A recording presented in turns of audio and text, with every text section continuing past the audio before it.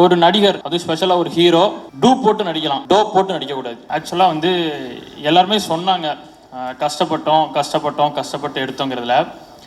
இதில் என்ன அப்படின்னா, நிறைய பேருக்கு தெரிஞ்சிருக்கும், கண்டிப்பாக மீடியாவுக்கு தெரிஞ்சிருக்கும். இந்த படம் வந்து ஆல்ரெடி இன்னொரு ஹீரோவை வச்சு நம்ம வந்து எடுத்தோம். அவர் பேரை கூட நான் சொல்ல விரும்பலை. அவரை வச்சு எடுத்து ஒரு 60-70% வந்து படத்தை வந்து நம்ம முடிச்சிட்டோம். அந்த 60-70% அவரை வச்சு எடுக்கும் போதுமே அந்த பெர்சனால் வந்து அவ்வளோ குடைச்சல், அவ்வளோ ப்ரெஷர். அதை தாண்டி வந்து நம்ம 60-70% வந்து எடுத்தோம். ஒரு கட்டத்தில் வந்து இதுக்கு மேலே எடுத்தால் வந்து கண்டென்ட்டுக்கே பிரச்சனை அப்படிங்கிற லெவலுக்கு பிரச்சனை வரும்போது ட்ராப் பண்ணிக்கலாம் அப்படின்னு சொல்லிட்டு ட்ராப் பண்ணியாச்சு. அதுக்கு வந்து ஏகப்பட்ட விஷயங்கள் வந்து மீடியாவில் வந்து சொன்னாங்க. நான் ஒரே ஒரு லைனில் வந்து அந்த பிரச்சனைக்கான சொல்யூஷனை சொல்கிறேன், மற்றதை வந்து மக்கள் புரிஞ்சுப்பாங்க. அதுதான் படத்துக்கு மெயின் பிரச்சனையாக இருந்துச்சு. ஒரு நடிகர், அது ஸ்பெஷலாக ஒரு ஹீரோ, டூப் போட்டு நடிக்கலாம், டோப் போட்டு நடிக்கக்கூடாது, அவ்வளோதான். அதுதான் அந்த படத்துக்கான மெயின் பிரச்சனையாக இருந்துச்சு. அதுக்கப்புறம் வந்து நம்ம சரண் சார் வந்து சொல்லியிருந்தார், ஒரு பிரசவம் மாதிரி ஒரு படம் அப்படிங்கிறது, ஒரு பிரசவத்தில் ஒரு குழந்தை எப்படி பிறக்குதோ அது மாதிரி தான். அந்த பிரசவத்தில் வந்து திடீர்னு வந்து கரு கலைஞ்சிட்டா எப்படி இருக்கும், அந்த மாதிரி தான் 60-70% எடுத்த படத்தை தூக்கி போடும்போது எங்கள் எல்லாருக்குமே இருந்துச்சு. அந்த டைமில் அந்த ப்ரொடியூசர் வந்து அவ்வளோ டவுன் ஆகிட்டார், டைரக்டர் டவுன், ஒட்டுமொத்த பேருமே டவுன். அதை தாண்டி வர்றது அப்படிங்கிறது வந்து சாதாரண விஷயம் இல்லை. ஏன்னா நம்ம வந்து ஒரு நேம்டு டைரக்டரோ ஒரு நேம்டு ப்ரொடியூசரோ கிடையாது.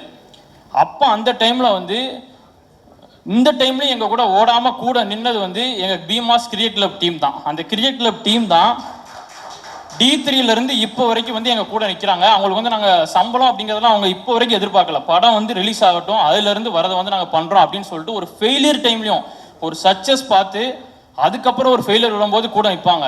இப்போ வரைக்கும் சக்ஸஸே பார்க்காத எங்கள் கூட வந்து எதுவுமே எதிர்பார்க்காம வந்து உழைச்சிட்டு இருக்கிறாங்க பீமாஸ் கிரிக்கெட் கிளப். அது போக ப்ரொடியூசர் சாருக்கு வந்து அதுக்கப்புறம் வந்து டேக் ஆன் பண்ணலாம், இதுக்கப்புறம் நம்ம எடுத்து கொண்டு போகலாம் அப்படிங்கிற ஒரு தைரியம், ஏன்னா விட்டுருவாங்க, அந்த தைரியம் அவருக்கு வந்ததுக்கு அவருக்கு வந்து ஒரு பெரிய ஹேட்ஸ் ஆஃப். அது வந்து சாதாரண விஷயம் இல்லை.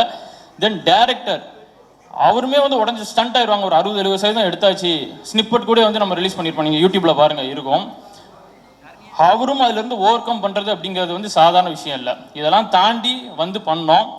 இன்னொரு விஷயம் என்னன்னா, எங்களுக்கு அதுக்கப்புறம் என்ன ஆகி போச்சு அப்படின்னா, அந்த பட்ஜெட்டு இதில் தானே ஆட் ஆகும். ஒரு படம் ட்ராப் ஆனாலும் அந்த பட்ஜெட் இதில் தான் ஆட் ஆகணும், இதில் தான் நாங்கள் வந்து எடுத்தாகணும். அப்போ என்ன நாங்கள் பண்ணோம் அப்படின்னா, எங்களை நாங்கள் வருத்திக்கிட்டோம்.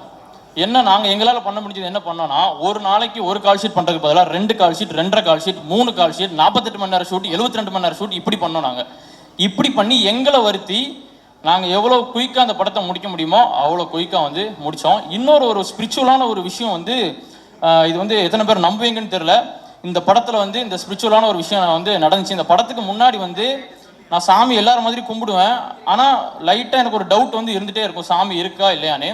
பட் இந்த படத்தில் ஒரு சின்ன சம்பவம் நடந்துச்சு. என்னன்னா, ஃபஸ்ட்டு ஒரு ஹீரோ வச்சு நாங்கள் எடுத்திருந்தோம்ல, ஒரு 60-70% வந்து முடிச்சிருந்தோம்ல. அப்போ வந்து அந்த ஹீரோ வந்து ஒரு கட்டத்தில் பிரச்சனை பண்ணி நான் வரமாட்டேன் அப்படின்னு சொல்லிட்டார். அப்போ நாங்கள் என்ன பண்ணோம்னா, சரி ஹீரோ இல்லாத போர்ஷனை எடுக்கலான்னு எடுத்துகிட்டு இருந்தோம்.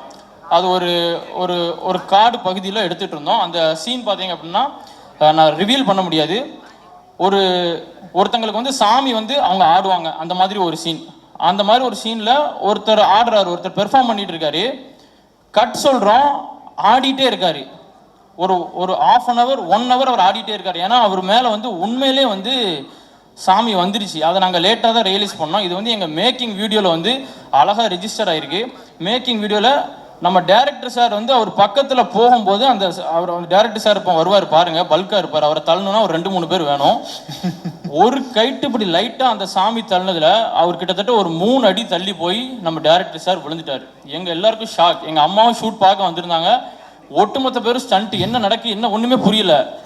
அப்போ முடிஞ்சிருச்சு. அதுக்கப்புறம் எங்களால் என்னன்னு தெரியல, ஷூட் வந்து எடுக்க முடியல. அதுக்கப்புறம் அந்த ஹீரோ வேண்டான்னு முடிவு பண்ணிட்டோம். அதுக்கு இடையில ஒரு 3 மாதம் வந்து நாங்கள் ஒரு பிரேக் எடுத்துட்டோம். அந்த இடைப்பட்ட டைமில் நான் என்ன பண்ணேன் அப்படின்னா, அந்த பர்டிகுலராக அந்த ஒரு வீடியோ இருக்குல்ல, அந்த சாமி வந்த வீடியோ, அதை நான் திருப்பி பார்த்துட்டே இருந்தேன். அப்போ சாமி உண்மைதானா வந்துருச்சு, உண்மைதானா அப்படிங்கிறதுக்கான இந்த வீடியோவை நான் பார்த்துட்டே இருந்தேன். ஒரு கட்டத்தில் பார்க்குறத விட்டுட்டேன். அதுக்கப்புறம் நம்ம சித்து சார் உங்கள் படத்தில் வந்து ஜாயின் பண்ணார். சித்து சாரோட வீடியோஸ் இதுக்கு முன்னாடி நான் எங்கேயுமே நான் பார்த்ததில்ல. டேரக்டர் சார் ஆனால் பார்த்துருக்காரு. சித்து சார்ட்ட வந்து நான் ஃபர்ஸ்ட் டைம் பேசும்போது அவர் வாய்ஸ் எனக்கு எங்கேயோ கேட்ட மாதிரி இருந்துச்சு. இந்த வாய்ஸ் எங்கேயோ கேட்டிருக்கோம், எங்கேயோ ரொம்ப கேட்ட மாதிரி இருக்குது எனக்கு. ஆனால் என்னால் எங்கன்னு ஐடென்டிஃபை பண்ண முடியல. அப்போ சித்து சார் வச்சு ஒரு ஷெடியூல் முடிச்சாச்சு. ஷெடியூல் முடிச்சதுக்கப்புறம் நான் எப்போதும் அப்பப்போ அந்த வீடியோ சிஸ்டமில் எடுத்து பார்ப்பல, அந்த சாமி வந்த வீடியோ, அதை நான் போட்டு பார்க்குறேன். அந்த வீடியோவோட எண்டில் சித்து சாரோட வாய்ஸ் வந்து இருக்குது. நான் அந்த வீடியோவை திருப்பி திருப்பி போட்டு கேட்டதுனால அந்த வாய்ஸ் வந்து எனக்கு ரிஜிஸ்டர் ஆகிருக்கு.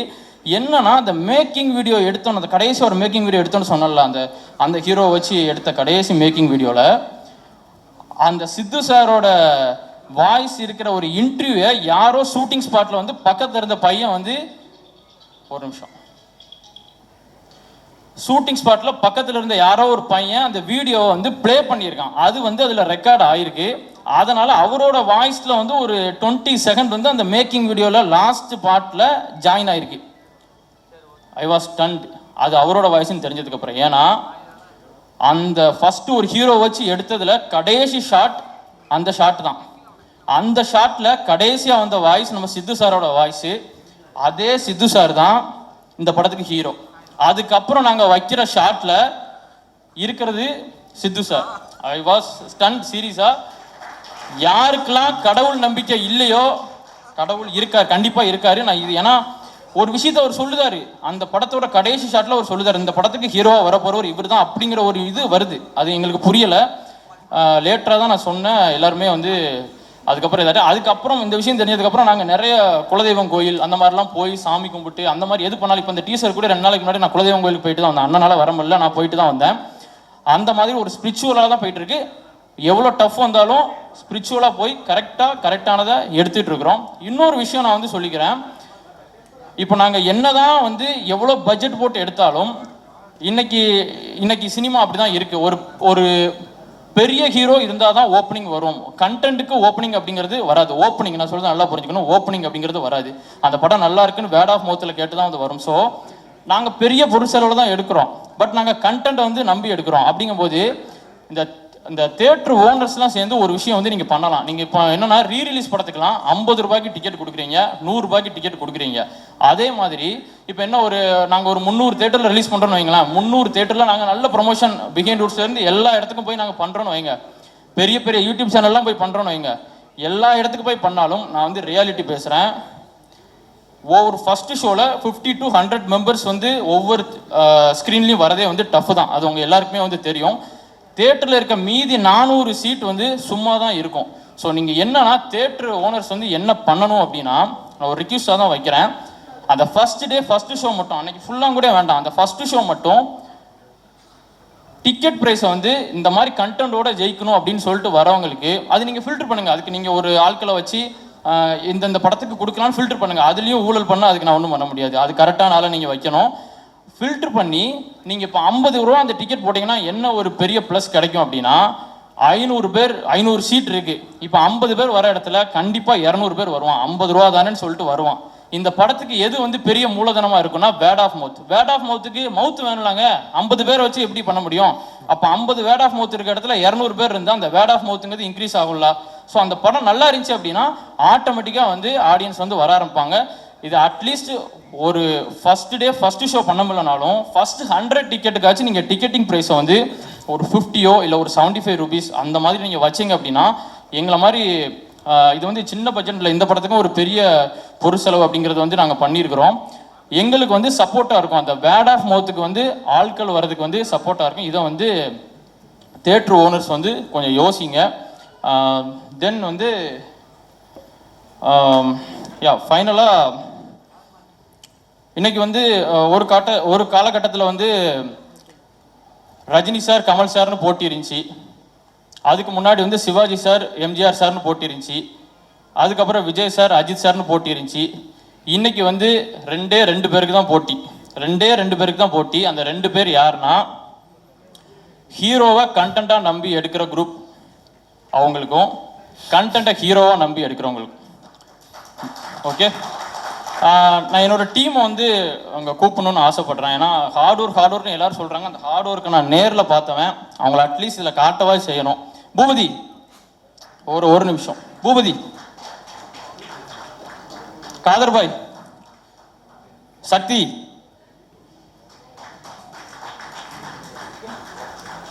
முத்து ப்ரோ, சிவா, சிவா, ரதீஷ், அண்ணி வாங்க.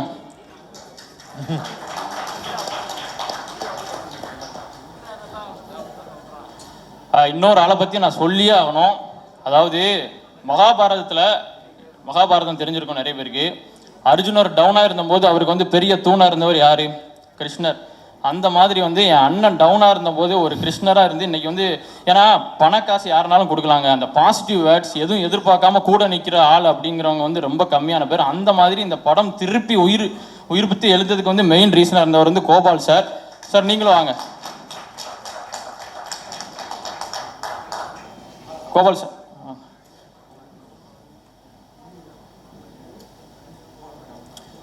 இங்கே வந்து சினிமாவில் வந்து நீங்கள் பார்த்துருப்பீங்க, ஒரு ஆள் 4 ஆள் அடிப்பார், 10 ஆள் அடிப்பார். இவங்கெல்லாம் ஒரிஜினலாக ஒரு ஆள் 10 ஆள் பார்க்க வேண்டிய ஆளை ஒத்த ஆளாக பார்த்தவங்க இவங்க எல்லாருமே.